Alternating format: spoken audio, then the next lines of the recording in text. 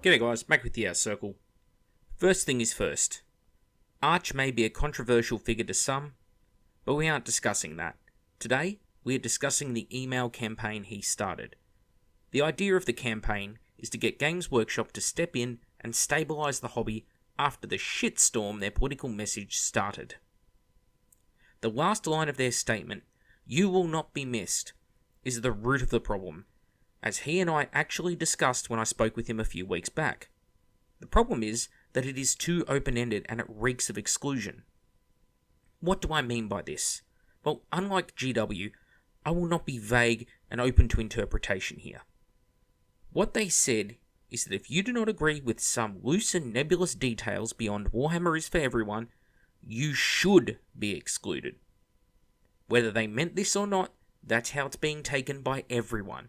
And it's why it pays to get someone who knows how to write these things professionally to actually make these statements on your behalf as a company.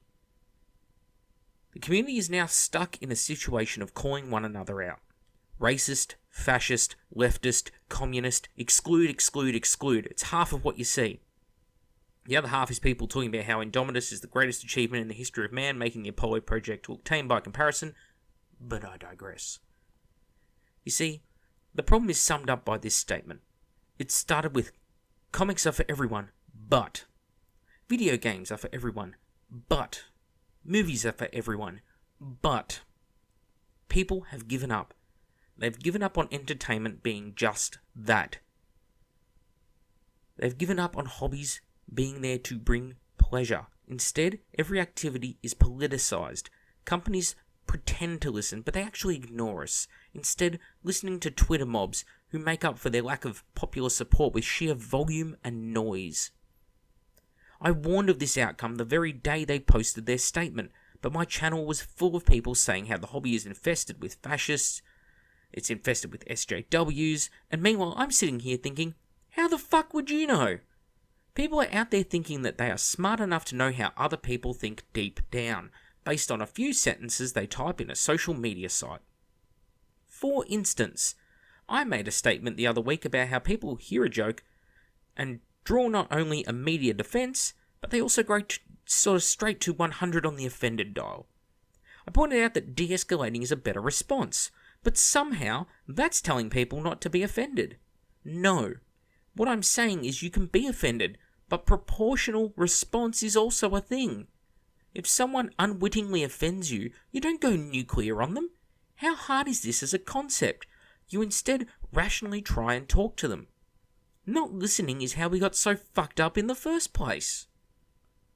To return to the topic at hand, Arch is dead right to be asking Games Workshop to change the wording of their statement, and to restore some sort of order. But he has two problems ahead. The first of which is the fact that the company doesn't listen. Take my petition to fix Forge World's regional pricing structure, for instance. Almost, 9,000 signatures? 8,820. Right? Out of all those signatures, out of multiple emails sent from hundreds of people, hundreds of comments on their Facebook page, not even the dignity of a single response was given by the company. Not even an automated, "we have received your email." 9,000 is not an insignificant chunk of the Forge World customer base.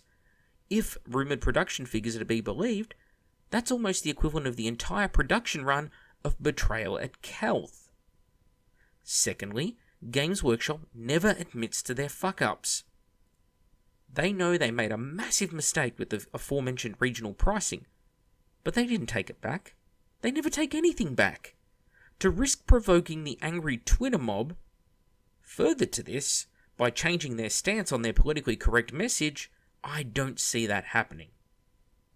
Anyway, that's all I have to say for now. It's a short video, it's just a little supplement to the one I released this morning, which goes into Forge World's, problems. Next video, I think I might do an update on my Space Crusade modernization, or maybe my Battlefleet Gothic, because if you've been following my Instagram, that Thousand Suns Heresy Era fleet's getting pretty big, and I'm pretty proud of it. Anyway, that's all for today. Like I said, supplemental video. Next video, we'll do something fun, something better than this nonsense. Back with the Outer Circle. Thank you all for watching, and let me know what you think in the comments below. See you all next time.